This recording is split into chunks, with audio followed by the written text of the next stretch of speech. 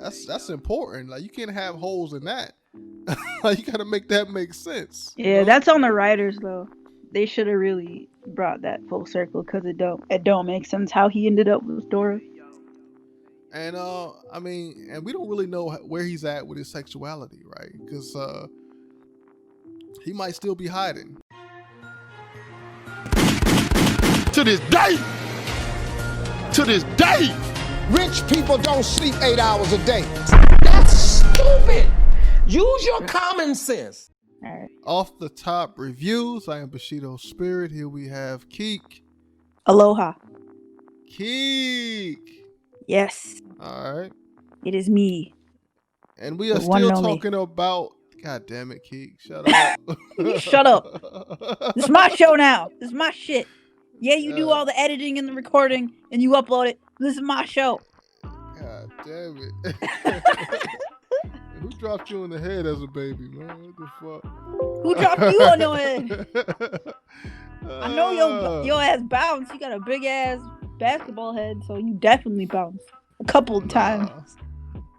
Wow. Anyway, we are still talking about Lovecraft Country because we love that show. Season 1 just ended last week. But we are not done with Lovecraft Country just yet. We want to talk about the characters. So we will do a series of character breakdowns. We are starting off with Montrose. And I got a bunch of notes here. A bunch of things we're going to talk about. Like his overall story arc. Where he started and where he ended up. His motivations. Facts about the character. And our overall rating of him. How do we feel about him in the show? Did he help make the show better? Did he hurt the show? We're going to talk about all that in this discussion. But before we get started, be sure to like, comment, and sub to the channel for more character breakdowns, more TV series. Oh, fuck. I don't know how. More TV series reviews, and etc. Let's go ahead and get started. Is there anything you want to say? Any hot takes you have right now about Montrose? I don't know. I just think he was a great representation for what it was like to be a queer man in the 1950s. You know, he wasn't entirely comfortable with himself. Just because he knew the world around him wasn't accepting of who he was. And then he kind of had a come to Jesus moment where he finally was like, yeah, this is who I am and I'm going to live my life despite what anybody has to say. So I really loved how they developed his character and his sexuality.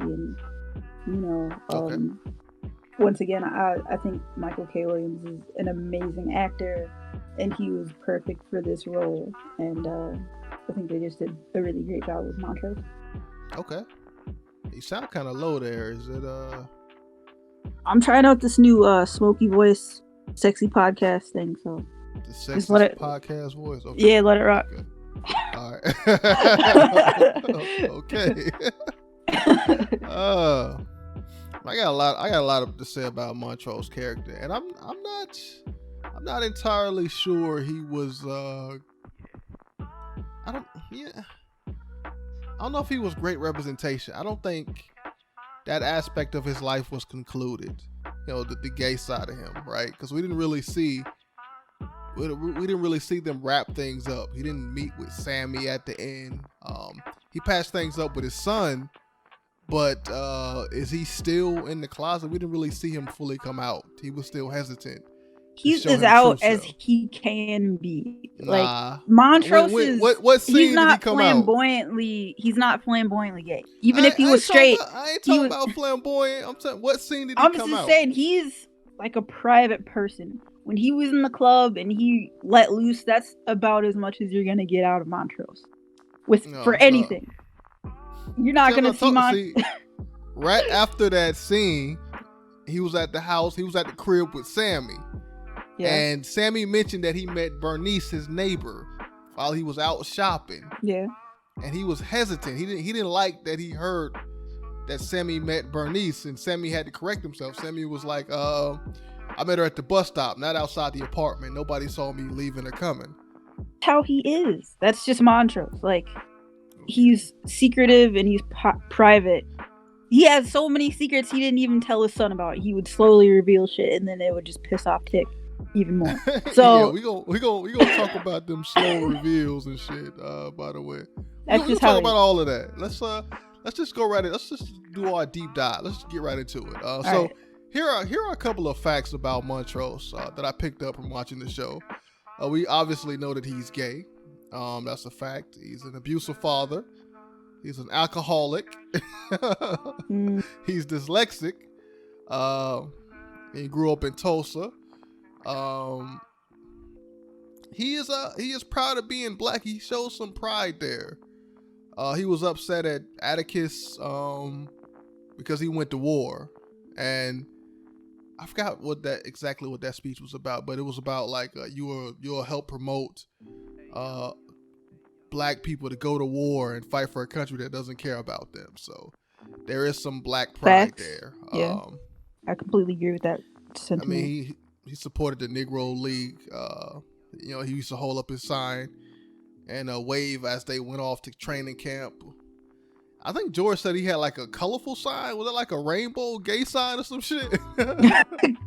Yeah, something that pissed off their daddy. Had some glitter and some other really little queer shit. He's a big fan of Dumas, Count of Monte Cristo. He called that respectable literature. He hated Lovecraft, H.P. Lovecraft. And some motivation. So what do you think Montrose's motivations are in the show? Overall, as a character, what was his main motivation? I think above all, even though he has a hard time showing it, he wants to protect his son. And he sees that, he has a lot of challenges ahead concerning his bloodline and Christina and her ultimate plan. But along the way, he realized that he really does love his son and he wants him in his life, and he just doesn't really know how to show it. And he really tries everything he can to sabotage the ultimate ending, which is, him dying. So yeah, I think he really is motivated by his love for his son, which may or may not be his son. We don't know. Oh yeah, and I mean that's the most interesting part about his character, really, because it's all about protecting his family, but it's all about protecting his identity. He used both Dora and Atticus as like a beard. He wanted a son. The only reason he really wanted a son because he felt like having a son was manly, like that made him more of a man to be able to raise a straight son. Like having a family made him like a man. He tried to cover up all the soft parts of himself, because his father used to abuse him for being soft and sensitive and feminine.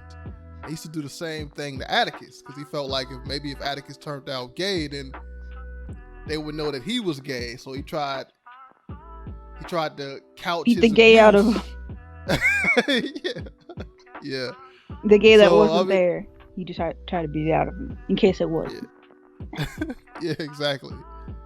Just was beating him for no reason, no fucking reason at all. But let's talk about some of his relationships, right? So we already know that Atticus is his son, maybe. Possibly. George is his brother. Dora's his baby wife. mama, maybe. Yeah. And Sammy's his boyfriend. Yeah. I mean, he's more of a lover. I think that they have a different kind of relationship. I don't know if Montrose would say that he's his boyfriend quite yet, but Sammy's yeah, exactly, because he's not completely out the closet. He's still embarrassed about being gay. So I don't think he's embarrassed. I think he has a lot of trauma surrounding his sexuality, and he does. I think he's afraid that if he fully lives out, that he will get beat up or something. Like it'll just start happening all over again. Ain't nobody telling him to start wearing dresses and shit, man. I mean, you don't have to be like that kind of gay. You just have to be gay, period, for you to get your ass beat. True. In the 1950s, and even today. Time period. Yeah. So I guess you're right. He doesn't want to show who he really is because he knows how cruel the world can be to people like him. So. But yeah, I feel like they didn't really resolve that issue with Sammy. I felt like they should have did that. That would have benefited his character more.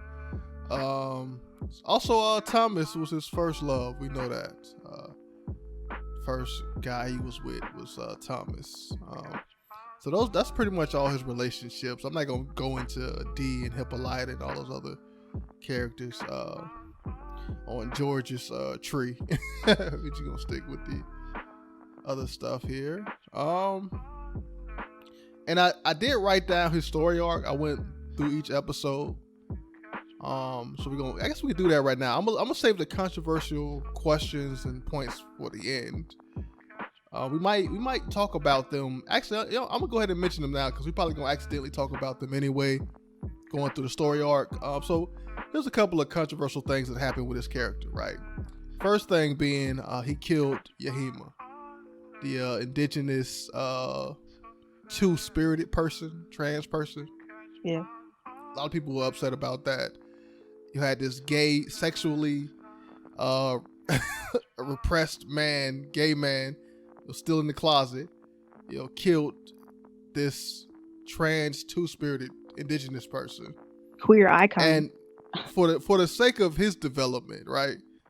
That's all that was there for, and it seemed it was pretty random. We haven't seen him kill anybody before, and he's known as soft. Like his father was beating him for being soft. Like, so where did all that murdering and killing come from, man?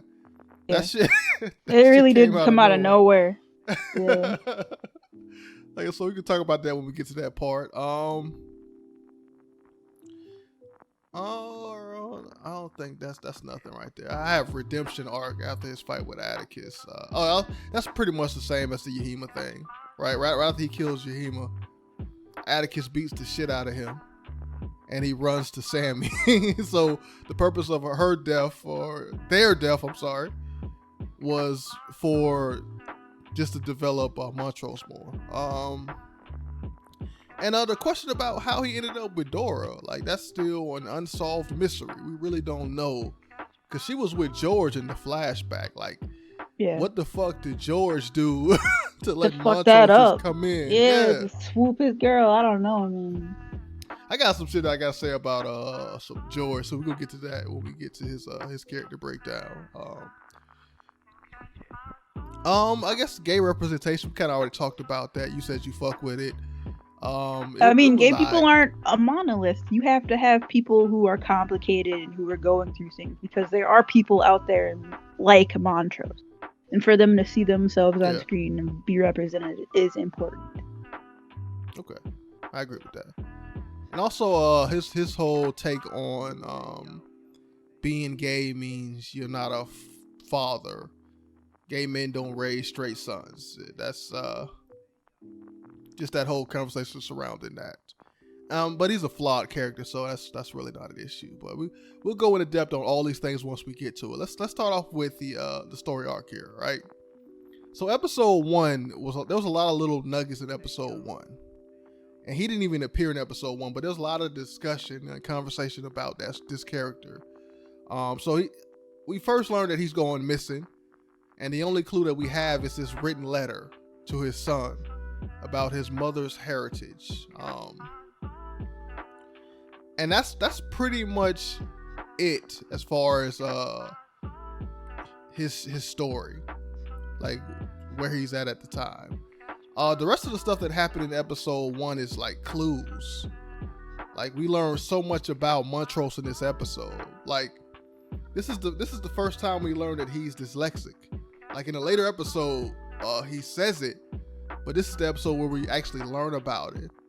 Like, remember when Atticus was reading the letter and he had it like in the microscope or under the magnifying glass, and he kept saying Arkham when it was really Artem. Artem, yeah.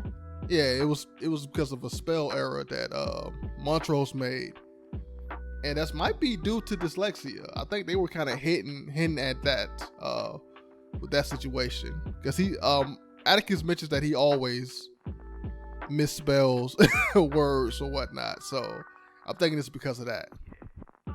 Also, we first learned that he's gay in this episode too. Because when George is talking to Atticus, George is about to say it. He was like, your father was abused because he was different. So he didn't really come out and say it, but he was about to say it then. And also, just George's reaction when Atticus first mentions that his father wrote him a letter about their mother, and George thinks it's because of questions surrounding his real father, Atticus' real father. But it's really not about that. It's about a heritage. But George has this strange look on his face up until the point where he says it's about her heritage. He's kind of scared. But that's more so about him. But also, George points out that it's like when Atticus was first reading the letter, he was like, that don't sound like George at all. So, so the show, in a clever way, like told us everything we need to know about Montrose in that episode. And we knew he was a piece of shit before we even saw him. So that's basically they're laying the foundation for all this bullshit. It was pretty good foundation. I was like, damn. And even when Atticus goes to his apartment, and we see like the alcohol. He mentioned George mentioned alcohol, but we actually see the alcohol on the table. We see the count of Monte Cristo there, and we see a picture of his family fallout. So all of that right there just lets us know that, hey, he's an alcoholic, but he still cares about his family. So we get all of that from the first episode, which I thought was great. Episode 2, he digs himself to safety, and Atticus and the crew catch up with him, and as soon as he sees his son, he is immediately angered, right? I guess going you back doing to here? Yeah. Like, I didn't think you were stupid enough to come save me when I wrote a letter under duress, right? And he's mainly upset. Yeah. He's mainly upset because his family is there. You got George and Atticus there, and he cares so much. He cares a lot about his family, and he realizes that they are in danger too. So that's mainly why he's upset. But he just comes off as an asshole. He don't know how to express his feelings. Exactly. And we also see in that episode that George is trying to stick up for Atticus a little bit. So he tries to step in, but Montrose quickly shuts him down, like, don't tell me how to raise my son. Right.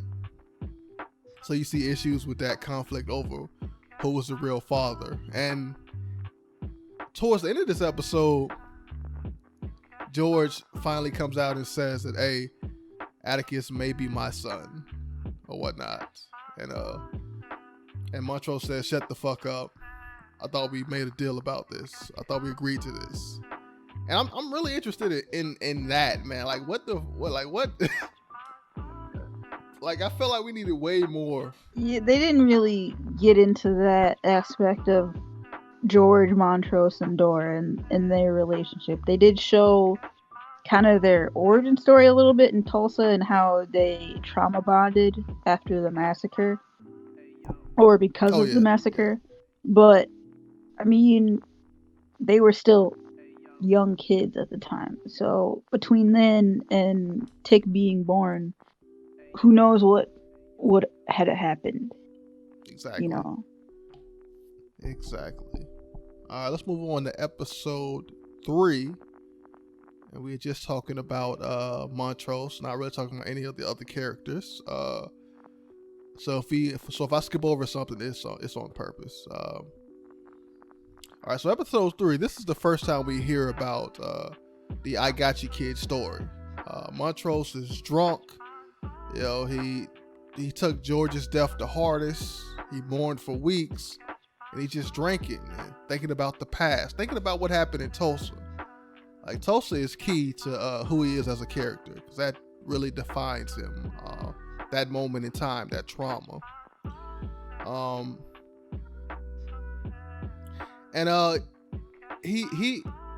Him and Atticus set up a plan to lie to. They basically lie to Hippolyta and Dee about George's death. And we see that a lot with his character. Him lying to save his family, to keep his family safe.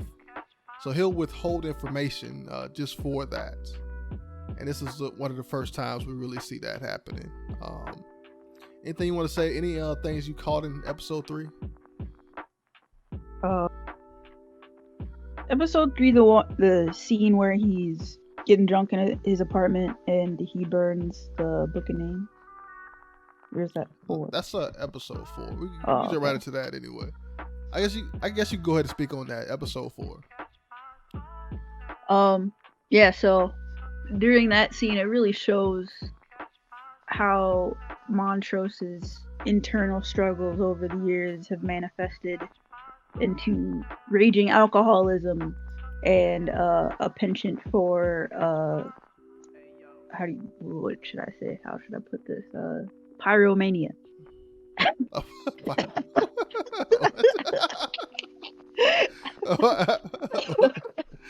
Oh. Yeah, that's all I got. Okay. I mean, he did say smells like Tulsa when he burnt the the bylaws of the Order of Ancient Dawn. Also in this episode, we learned that your boy he's well read. He's done a lot of research on witchcraft. He accidentally mentions that there's 34 lodges, meaning that he was looking into this deeply. And like I said in episode 3, he's withholding information. You know, he really doesn't want Atticus to go through with anything. He's stalling out every single thing. Everything they try, he's there to throw a wrench in that shit. Like, I feel like that's the only reason he agreed to help in the first place, to sabotage. So he could sabotage all their plans.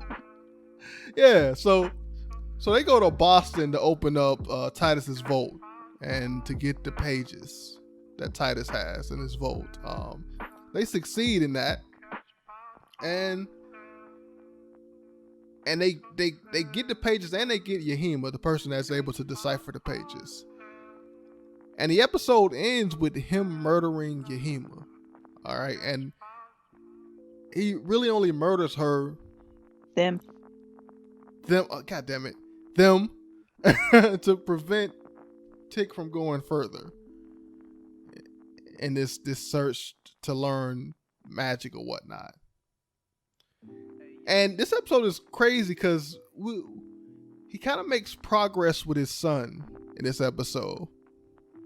They start to talk a little bit more. The episode, like, I feel like there's several episodes that have this same structure. Like, him and Atticus are close. They talk a bit, or it's like the reverse. They hate each other, and then at the end they're friendly. I think that's more to what happens in this episode. The dynamics of their relationship, they just go up and down. Yeah, up and down over and over again. Yeah. And in this episode is the same way. And so him murdering Yahima really caught us off guard, really, because it was right after him and Atticus had this touching moment in the hallway, and he was like, your mother would be proud of you. This was one of the few times that he actually acknowledged something that his son did. He actually gave him a pat on the back, and then he just went in there and killed Yahima. And it was like, what the fuck is going on? Do you think that since they were the only person that Montrose actually killed, was it because he felt threatened by them, and not just because that they could interpret the pages, but because of their obvious, queerness? Sexuality? Yeah. That is interesting. I'm trying to think. I do know that what's her name? Misha Green, like the showrunner. I think it is. She wrote about this on Twitter because people were upset about this scene, and she was like, she was trying to show that oppressed people can be oppressors. Yeah.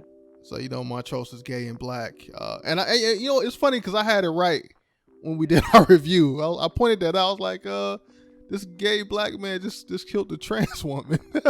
I pointed that, or trans person. I'm sorry, God damn it. I pointed that out, man, and it turned out I was right. But I think the execution was way fucked up. That's why they got a lot of flack for it. It was just so sudden that you didn't see it coming, and there wasn't really a good reason for him to kill them when he could have just sent them on their way. Exactly. But the brutality in which he did it was shocking, and it kind of felt a little like he had disdain for their presence. You know what I mean? Like, it was just a reminder. I get what you're saying. Yeah.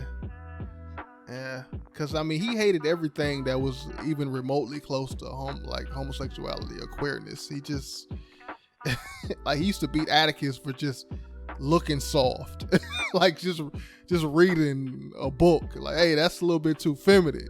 Don't you go reading Goldilocks and the Three Bears? He didn't have those big ass arms growing up. He had to get them later. So he was probably a little wavy looking soy boy growing up. And he didn't want that for his son. He had to beat him until he gained muscle.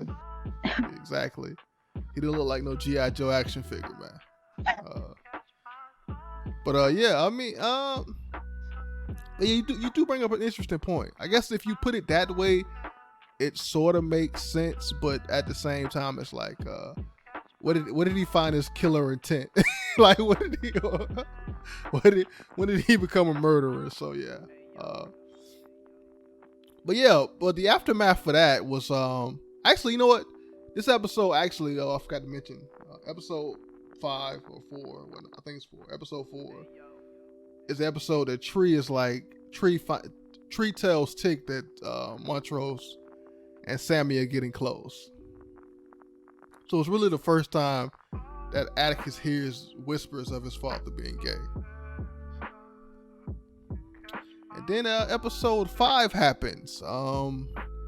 The next morning, Tick and Letty wake up excited to decipher the pages, and your boy Montrose is just sitting there in an empty room. And right away, Tick knows what happened. He like, this nigga he killed Yahima. Like, cause he was nowhere to be found, or they were nowhere to be found. They was gone. It's like, how did he get rid of the body without anybody noticing? Isn't there like 20 people up in that house living there or something? Like, that's crazy. Yeah, like you can't like quietly just like get rid of a body inside of a house where there's a bunch of people. I don't understand. I think they completely botched that shit, man.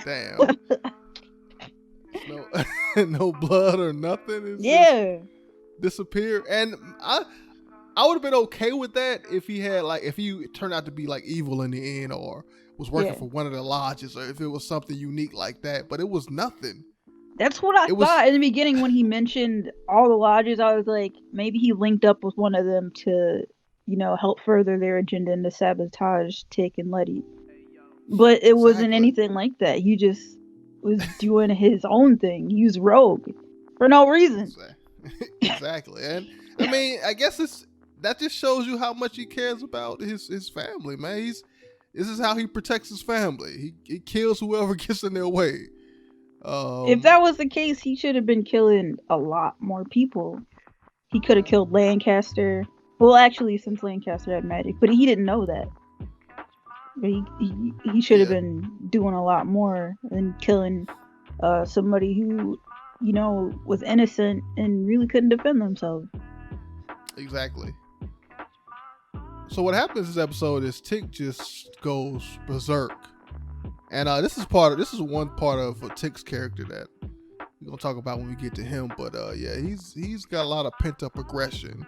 That's from growing up in an abusive household and wartime. He just loves to go berserk on people, beat the shit out of people. Taking time out. ticking time Exactly. bomb. And he whooped Montrose's ass. He beat him so bad that he went limping to Sammy. One part of his body wasn't limp though. Oh my God! Stop. He had to feel something. His whole face was numb. He had to feel something. He was like, I can only use the lower half of my body right now.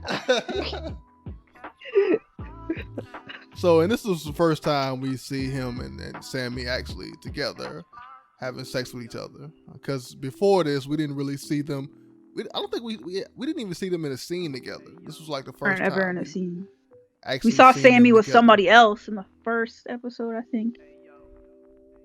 But yeah. Another dude was there. Yeah. So yeah, he went to Sammy, and we're like, okay, that's cool. He's finally gonna be out there. You know what I'm saying? He went to the ballroom show, like a drag show. And he was just he was living his best life, just running around. They lifted him up in the air and shit. I was like, oh, it was like an episode of Pose or some shit. It's like, yeah, exactly. Like he's out here now. And then episode 6, that was the Gia episode, so he didn't make any appearance in that episode. Because he wasn't writing his son at all. So there was no and we learned that about that in episode 1. Like he didn't write Atticus at all. So it was kind of strange that he would actually receive a letter from him, which we know wasn't actually a letter that he wrote. He wrote it under duress. Episode 7. And episode 7 is right after the events of the ballroom and Atticus whooping Montrose's ass. We see Montrose wake up and he's at his home and Sammy's there cooking breakfast. And I mean everything seems to be going well, but he gets upset at Sammy because the eggs were a little bit too runny. And the coffee wasn't sweet enough for some shit. He burnt the toast. He was just mad. He just trying to he was pushing Sammy away, man. And Sammy had a line in this episode I wanted to point out. He said, "Why I feel like when we getting close, you make a point to show you don't care about me." And that's everybody in his life. Exactly. That's exactly what Montrose does. Yeah, maybe not Dora. I think we don't even know. Yeah, we don't know, but I feel like he was gentle with her. Since that was his beard, man. He probably was extra nice. Yeah. probably going out of his way to be nice to Dora. Which I feel like they need to explain that shit because she allowed him to beat Atticus as well. Like her and George just let this nigga beat this shit out of Atticus, dog. And we don't. Did they ever say when she died? He could have started beating Tick after she died. Oh no. Atticus made it clear in was it episode 9? I guess we'll get to that. But he made it clear he was like I forgave my mother and George for allowing you to beat me. Because I thought that you were my father this whole time, when really, we'll get to all of that. Because that was right after he told Atticus that George might be his daddy, so he was very upset. Very confused child, Tick is. He is. But this episode, episode 7, Tick and Letty see Sammy leave Montrose's apartment because he storms out after Montrose pisses him off, and Tick calls him a faggot, like to his face, and he hates being called gay. That's what he's tried to fight. That's why he tries so hard to fight against. But it's out there now. His son sees that he is gay, and he gets upset. He's like, "I'm still your daddy, boy." This nigga take his shirt off and throw it on the ground like he finna fight Atticus. Which we know Atticus would whoop his ass. That's not what he was just flexing. He's puffing his chest out, trying to be a big man. But I mean, and it's crazy that Atticus called him a faggot because he obviously really doesn't care that he's gay. He walked in on Sammy getting head, and he was just like, well, I don't care. Yeah, you know what I really mean? care. Like, he was more so upset about his father abusing him for being soft when he actually is the one that's gay. Yeah. Right. He was just trying to hurt his feelings. So I think he knows that's what's going to get to him the most. Yeah, and that is the most selfish shit ever, man. Like, yeah. And I kind of sympathize with him, man. It's like you beat me all this time, you know. I thought you were beating me to protect me, you know. You were trying to say that the world is tough and I gotta beat you to make you tougher, but really, you were beating me because you were insecure about you're like some shit you had to work out yourself, like, which is fucked up, man. But also we learned in this episode that Dora knew he was gay, so they collaborated, 3-way. Yeah. Which episode? Go ahead. I mean, I don't understand Dora's motivation. Like, it seemed that she loved George and they had a very intimate relationship because even in, like, was it the first episode, he was having flashbacks about her. So, I mean, I think they still loved each other. I don't understand. Yeah, they did. Yeah. How she would, you know, want to be or play a part with Montrose when she could have actual real love with George. Exactly. It must have been some pity fucks type shit. Even with that, it's like and even I guess we'll get to that I think right now. Actually. So yeah, episode 8, this is the Emmett Till episode. And Dee is upset that Bobo is dead. Those 2 white dudes murdered Bobo. And after the funeral, she just runs in the bathroom and starts crying. And Montrose is there at the house, and he's talking to her from behind the door. And this is the first time he mentions Thomas. He's trying to relate to her. He says that I lost my best friend too. And he also mentions Tulsa. So no matter what you do or say, they'll take everything from you. He's talking about Tulsa. I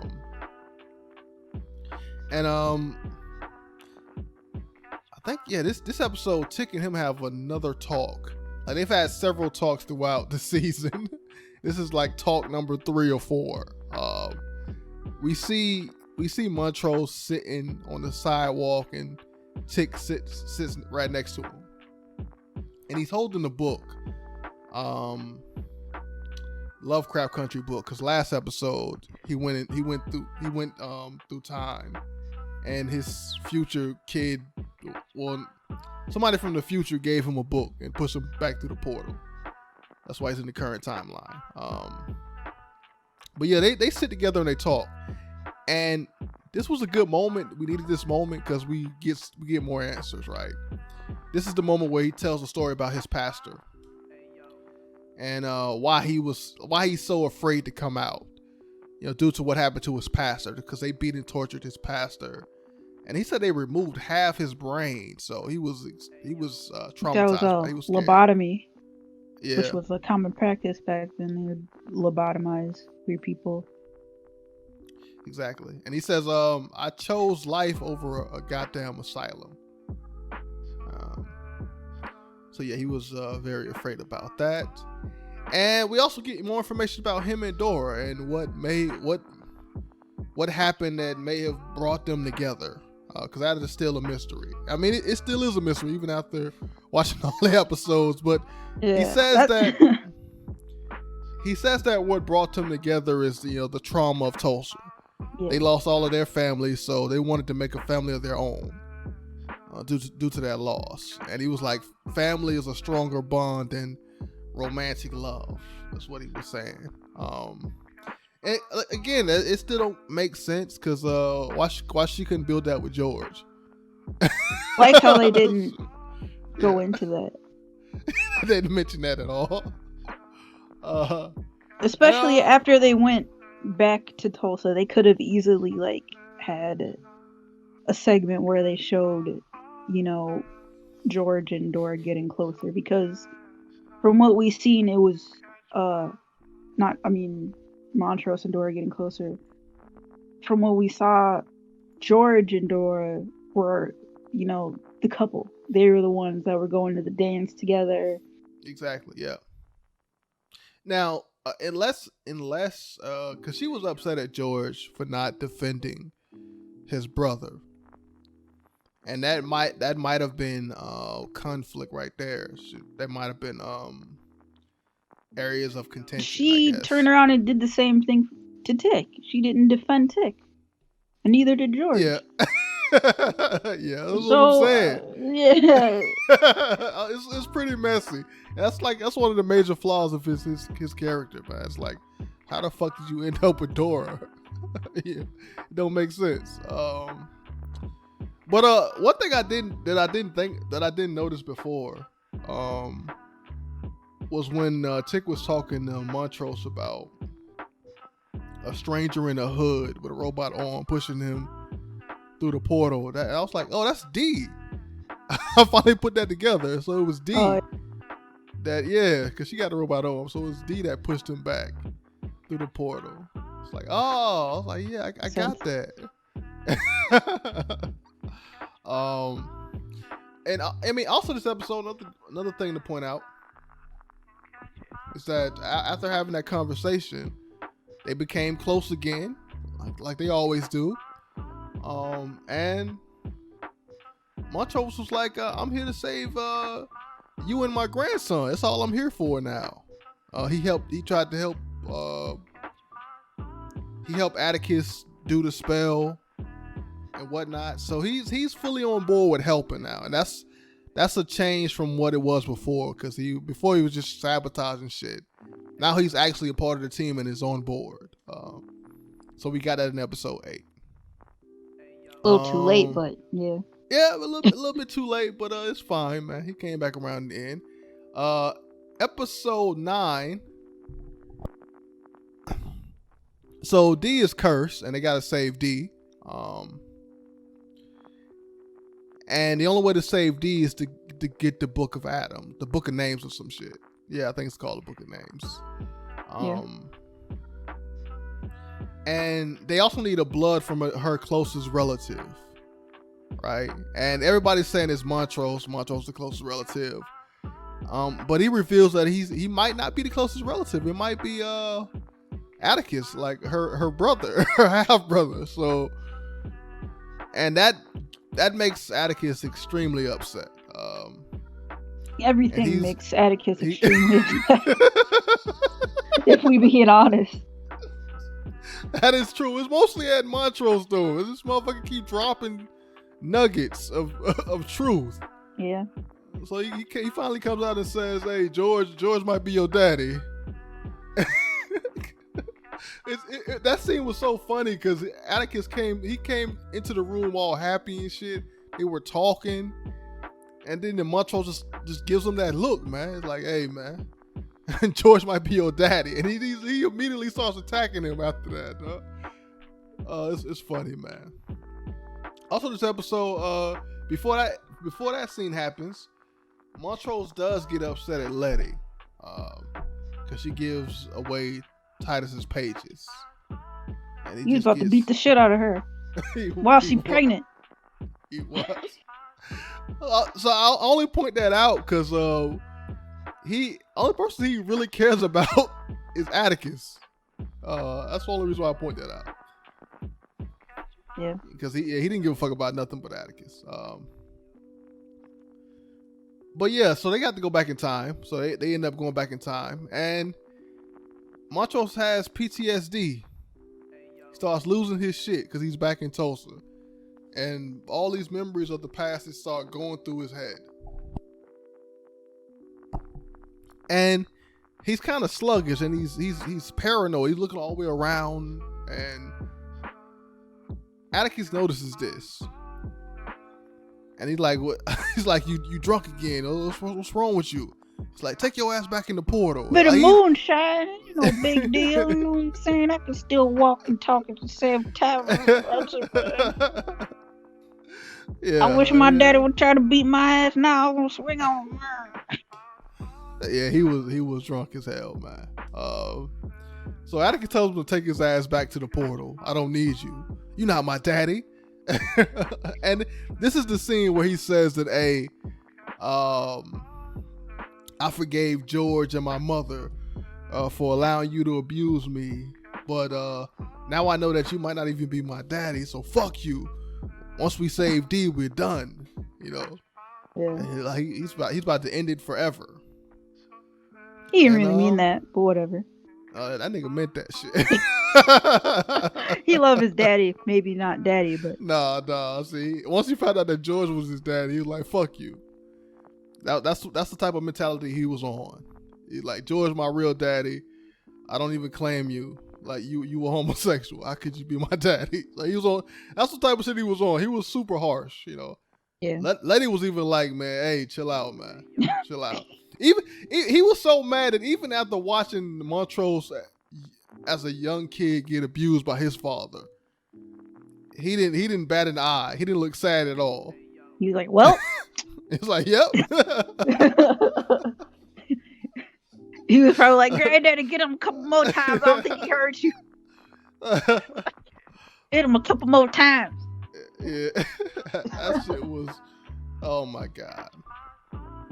But yeah, so they end up at Montrose and Dora's house, and as soon as they get there, you see Montrose's father come out and just start beating his ass. So apparently he put on George's prom suit, and he put the flower in his head. What is it called? Corsage. Croissant.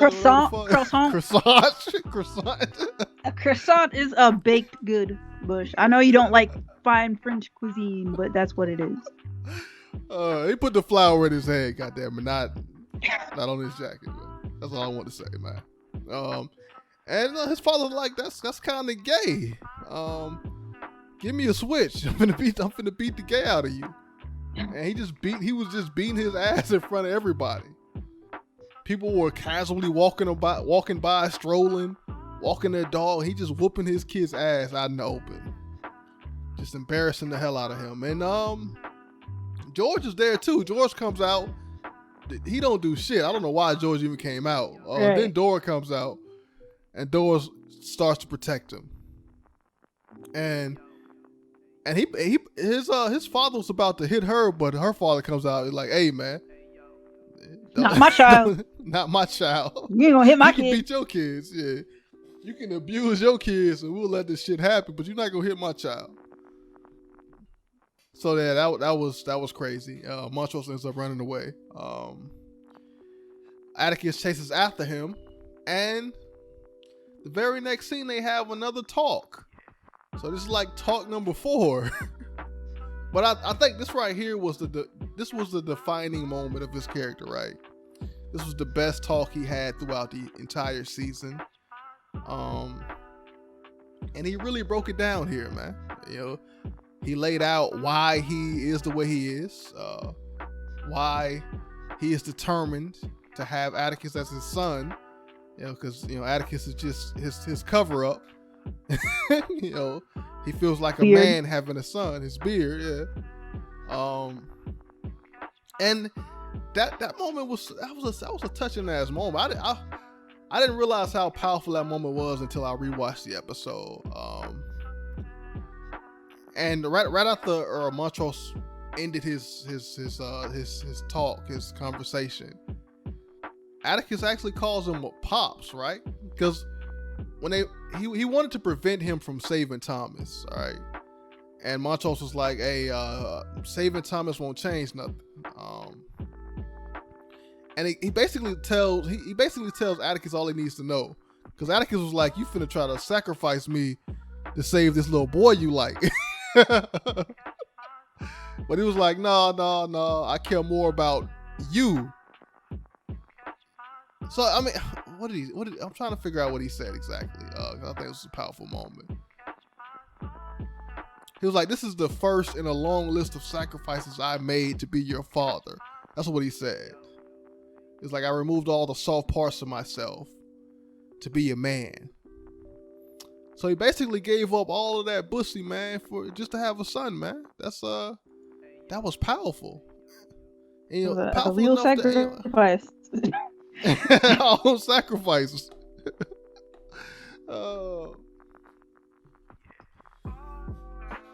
And Atticus was about to let him save Thomas. He was like, you better be sure. You better be sure of that, Pops. You know, because he kept telling him that saving Thomas won't prevent him from being born. And we know this because I think that would have changed the entire course of his life if he was allowed to explore his sexuality as a young person. Then But this was right after he told Thomas that, like, I'm not gay. Oh, he would have came back. He would have came back for him. I guarantee you. That's just how it is. You know. That's probably why he stopped and he didn't go through with it. Yeah. He's like, oh, you called me Pops again. That's probably what stopped him. But yeah, that was that episode. Episode 10, the final episode. He didn't really do much to the episode, but he did. We did get the goodbye letter from Atticus after Atticus dies in the ritual, and the letter basically said, "Be a better father." So yeah, that was pretty much Montrose's character arc. That's everything he'd been throughout the entire show. So what? Anything you want to talk about specifically throughout all of that? I think I mentioned this before, but it's sad that Tick had to die for him to realize that he really wanted to be in his life and raise him. And he'll get a second chance kind of to be a grandfather, a better father figure to his grandson, but you know, he was really hard on Tick, and I don't think he ever really, you know, had enough time to do right by him. Yeah, I don't think either. Yeah. That's how I felt. So I felt like it was incomplete. I don't think he. I mean, I guess he passed it up as much as he could because they didn't really have a lot of time. But yeah, we need to see him do more. Just based off what he did in the show, and it was super fucked up that he killed Yahima. And yeah. What's so crazy about that is, like, they were off the books because they were in the vaults. So it's like, but he knew that they got Yahima. Exactly. So it's like the same situation here when trans people die. Like, nobody really cares, and they kind of imitated that same scenario. Yeah. Like, it just happened, and nobody talked about it. Montrose just got his ass whooped. That was it. Didn't lead to anything really.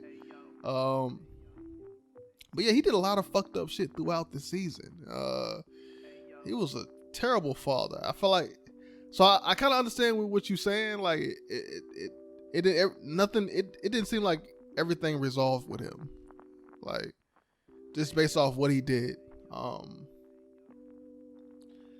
So what would you give him as far as a rating as an overall character? Did you think he helped the show, or did he hurt it?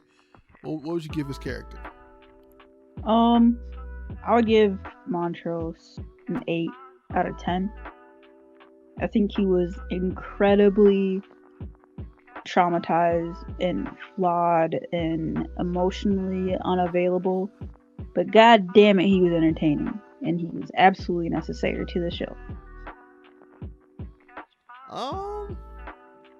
He was definitely entertaining, but I would give him a 7. I felt like there was a lot of holes in his story, like just surrounding Dora and his relationship. That was exactly, and that was the crux of everything. Yeah, like that's important. Like, you can't have holes in that. You gotta make that make sense. Yeah, you know? That's on the writers though. They should have really brought that full circle, because it don't make sense how he ended up with Dora. And I mean, and we don't really know where he's at with his sexuality, right? Because he might still be hiding. I know what time period it is, but I mean, people generally want to see like a somewhat happy ending as far as that. Like, did he patch things up with Sammy? What's going on with that? Sammy could just be a stepping stone. I don't think he loves Sammy. I think he's just, a means to an end for Montrose to become more comfortable with himself. You might be right. You might be right about that. But see, I don't know. They didn't really hash out their relationship. I mean, they mentioned that they spent a lot of time together while Atticus was gone. Yeah, I think he was just using Sammy for comfort. He just needed a warm body to run to because he missed his son. Yeah, that might be the case. So maybe in a season 2 or a spinoff we'll get some more stuff. Ain't getting shit. Probably not. It's over. It is over. All these goddamn plot holes. They gave us nothing. We're gonna get this D spinoff. So yeah, I give your boy Montrose a 7, man. He was alright, man. He just Bro, that's your favorite character. Ain't my goddamn favorite character, man. Yes, he is. Nah, you know what my favorite character is?